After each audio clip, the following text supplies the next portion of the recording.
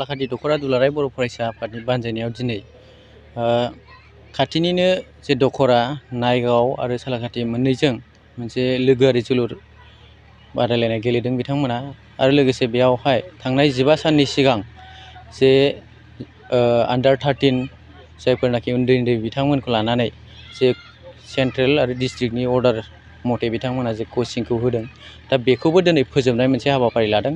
दा बेयाव जों जिल्ला आफादनिफ्राय बाहागो लानानै जोबोर गोजोननाय मोन्दों जे बिथांमोना जे मोनसे फ्रेन्डलि मेट्च फुटबल बादायलायनायखौ लाफादों आरो बेयो मोनसे कारेक्सन खालामलायनायनि मोनसे सम होननानै जों सानदों। मानोना बिथांमोना जे फ्रेन्डलि मेट्चखौ गेलेयोब्ला बिथांमोना मोनसे मोन्दांथि मोनगोन जे गावसिनि जे गेलेनाय गावसिनि जे दा सोलोंनाया दा बबेसिमहाय आवगायनानै दं बेखौ मोनसे बिथांमोना जे टिमजों टिम मोनसे कारेक्सन खालामलायनायनि मोनसे चान्सखौ मोनगोन आं बेखौ मिजिं खालामदों। आरो जोंनि जे जिल्ला आफादनि आन्डार 13 फुटबल जे टुर्नामेन्ट थामथि खेबनि थाखाय जानो थांगासिनो जे बेहाय बिथांमोननि जे दख'रा आफादनि मोनसे रिप्रेजेन्टेटिभ हिसाबै बिथांमोना मोनसे टिम हिसाबै बाहागो लागोन हिसाबै बिथांमोनाबो बिनि थाखायबो जोबोद मोजां जागोन जे जिल्ला आफादाव जिहेथु मोनसे बादायलायनाय जानो थांगासिनो आरो बियो जिहेथु मोनसे कन्टिनिउवास मोनसे हाबाफारि बियो जालांबाय थागोन।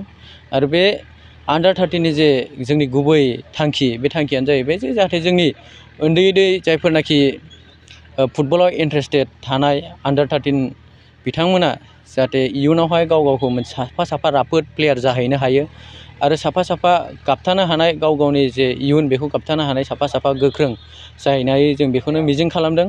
जों दाबो रिजाल्टखौ मोनथ'वाखै नाथाय जोंनि जे हाबाफारि बे हाबाफारिया दायो 3 बोसोराव आवगायबाय खेबथामनि थाखाय आवगायबाय जिल्ला आफाद हिसाबै बा गुबुन गुबुन दख'रा आफाद हिसाबै बिथांमोनाबो आवगायबाय। जों मिजिं खालामदों जे फैगौ 10 निफ्राय 15 बोसोरनि उनावहाय जों निस्सय बर' हारिनि गेजेराव मोनसे मोजां रिजाल्टखौ मोनहैगोन बेखौनो दुलाराय बर' फरायसा आफाद हिसाबै जों मिजिं खालामदों। आरो जोङो दुलाराय बर' फरायसा आफादनि बिथोन बायदियैनो डिस्ट्रिक्ट एबसुआ मावबाय थानाय हिसाबै देग्लाय जोङो थामथि खेबनि जे आन्डार 13 फुटबल टुर्नामेन्ट बेखौ जोङो फैगौ 16 जुलाइनिफ्राय लानानै 30 जुलाइ 2023 खालारसिम जोङो बेखौ क'क्राझार जिल्लानि सिङाव थानाय दतमा हायार सेकेन्डारि प्लेग्राउन्डआव जोङो बेखौहाय खालामनो थाखाय साखाफारा खालामबाय। मिजिं खालामो बेहाय जोंना मोनसे मोजां मोनसे फुटबलनि बादायलायनाया जागोन आरो बे फुटबल बादायलायनायाव क'क्राझार जिल्लानि सिङाव थानाय गासै 21 जे दख'रा आफाद बिथांमोना दायो बाहागो लानो थाखाय जेरावबो साखाफारा जागासिनो आरो बेहाय गासैबो दख'रा आफादानो बाहागो लागोन। हिन्जावसाफोरनि थाखायबो बाहागो लानाय जागोन। जोङो नैबे जेनाखि प्रि कचिं मोनसे फुटबलनि थाखाय केम्प बानायनाय बेहाय जोङो स्पेसिफिक बेहाय हौवासाफोरनि थाखायल' जों बेखौ मख'वाखै। दिनै एगजाम्पोल हिसाबै सालाकाथि दख'राया जेनाखि कचिं होदों बेहाय हिन्जावसाफोराबो बेहाय बाहागो लादों। नाथाय जिहेथु आन्डार 13 जायनाखि जोङो टुर्नामेन्ट खुङो बे टुर्नामेन्टआ जिहेथु हौवासाफोरनि हिसाबै बे जों हिन्जावसाफोरखौ नुनो मोनाखै। कयेकजन हिन्जावसाफोरा बाहागो लादों गुबुन गुबुन दख'रा आफादावबो। जों प्रयजन जायोबा जे जोङो माखासे नोजोर होनानै जों दुलाराय बर' फरायसा आफादा हिन्जावसाफोरनि थाखायबो निस्सय जों लागोन। मानोना हिन्जावसाफोरनि थाखाय जे फुटबलनि मोनसे बार बेबो जोंनि क'क्राझार जिल्लायावबो निस्सय बारदों। गिबियाव जोङो सालाकाथि दख'रा दुलाराय बर' फरायसा आफादा बेखौ फोरमायग्रोनांगोन जे दुलाराय बर' फरायसा आफादा जिथु मोनसे मिशन आरो भिजनजों दायो माहारि दानायनि खामानि मावबाय थादों। बेवहाय जोङो स्पेसियेलि दायो आन्डार 13 फुटबल जिथु कचिं होनाय आरो बे हाबाफारिखौ जोङो थांनाय जुन दाननि 11 थारिखनिफ्राय जोङो होनाय जादोंमोन। दिनै फैयै फैयै दिनै जोङो बे कचिंखौ फोजोबनो लादों। बेवहाय जोंहा फिजिकेल इन्सट्राक्टर हिसाबै थमास नार्जारि बिथाङानो जोंखौ जोंनि गेलेगिरि बिथांमोनखौ फोरोंथाइ होदों। दा बियो दिनै मोनसे मोजांथारै फोजोबनाय हाबाफारि जिहेथु जों सालाकाथि दख'रा एबसुआ लादों। बेवहाय लोगोसेनो मोनसे बाथ्राया बेनो जे जोङो नाइबारिं आनसलिक जिथु खाथियाव जोंहा नायगाव दख'रा दङ बिथांमोननि जिथु आन्डार 13नि हान्जा आरो जोंनि सालाकाथि दख'रानि आन्डार 13नि हान्जा मोननैबो टिमनि गेजेराव जोङो दिनैहाय फ्रेन्डलि मेट्च बे हाबाफारिखौ लानाय जादों। दा थांखिया बेनो जे जोङो दायो जोंनि लाइमोनफोराहाय गोबांथार मोनसे गाज्रि डाइरेक्सनजों दायो थाङो आरो गाव गावनि लाइफखौहाय माब्लाबा स्पइल खालामनानै लाहैनाय नस्थ' लाइफ जाहैनाय जों गोबांथार दिनैनि थासारियाव मोननो हायो। मानोना ग्लबेलाइजेसन इन्टारनेटनि जुग, सोरबाया मबाइल एडिक्टेड जायो, सोरबाया मानिबा एडिक्टेड जायो, सोरबा नांथाम मोनसे आड्डा गाज्रि आड्डाफोरजों दिनै जुरित्त जानानै गाव गावनि जिबन दानायनिफ्राय गोजानाव थांगारो।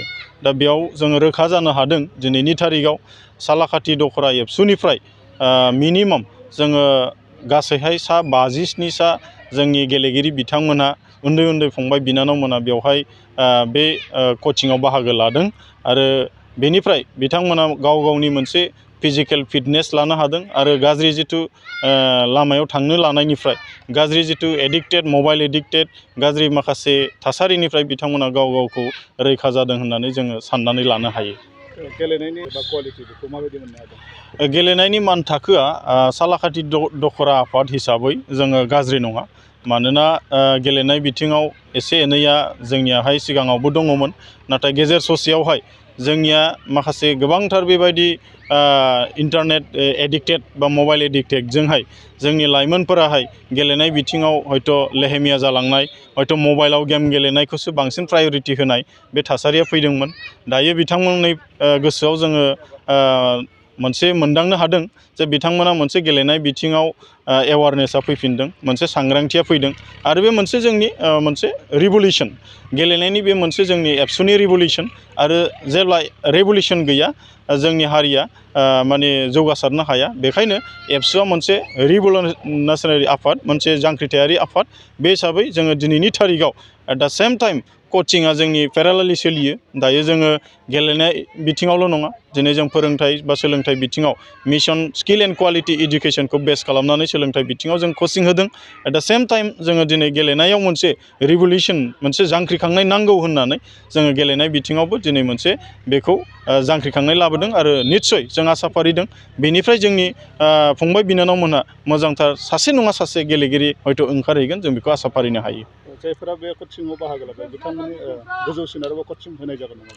बेखौ जोङो सिन्था खालामनाय जादों। माने दाथ' बेयो मोनसे प्रिलिमिनारि, जोङो 15 साननि थाखाय जोङो गासैखौबो रोंजोबो जों बेखौबो बुङा बा बुंनानैबो लाया।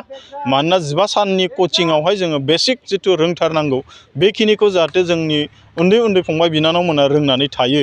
लोगोसेयैनो बेवहाय मोनसे जिथु थुलुंगाखांनाया जोंनि साफ्रोमनि जिबनाव प्रयजन, बे हिसाबै कचिंनि गेजेरजों मोनसे थुलुंगाखांनाया लाबोगोन आरो बिनि उनाव जोङो मोनथिगौ बेखिनिजों थोजासे नङा। उननि समाव जोङो सानबावनाय जागोन जाहाथे जों माबा नङा माबा राहायै जोङो हाइ लेभेलनि मोनसे कचिंखौ होनो हायो नामा, जों बेखौ सिन्था खालामनाय जागोन। 2023-24 सोलोंथाइ बोसोरनि थाखाय गोदान मुं थिसननाय लानानै फैदों डन बस्क' डिग्री कलेज साफागुरिया। देग्लायनिफ्राय डन बस्क' डिग्री कलेज साफागुरियाव बेचलर अफ आर्ट्स एबा BA नि सेथि सेमिस्टारनि गोदानै मुं थिसननाया दायो सोलिगासिनो दं। चिरां जिल्लानि साफागुरियाव थानाय डन बस्क' डिग्री कलेजआ देग्लायनिफ्राय BA थाखोनि सेथि सेमिस्टारनि थाखाय गोदानै एडमिसन लानायजों लोगोसे बड', इक'नमिक्स, इंलिश, एडुकेशन, हिस्टरी आरो पलिटिकल साइन्स आयदानि थाखाय BA अनार्सनिबो खाबु दं। गोग्गो सोलोंथाइनि थासारिजों लोगोसेयैनो डन बस्क' डिग्री कलेज साफागुरियाव आलादा आलादायै हौवा हिन्जावनि थाखाय हस्टेलनि खाबुबो दं। जुदि फरायसाफोरा डन बस्क' डिग्री कलेज साफागुरियाव BA सेथि सेमिस्टारनि थाखाय गोदानै एडमिसन लानायनि सायाव आबुं बाथ्राखौ मिन्थिनोब्ला नैबे मबाइल नम्बर 9365519559 आव थोंजों सुला लानो हागोन।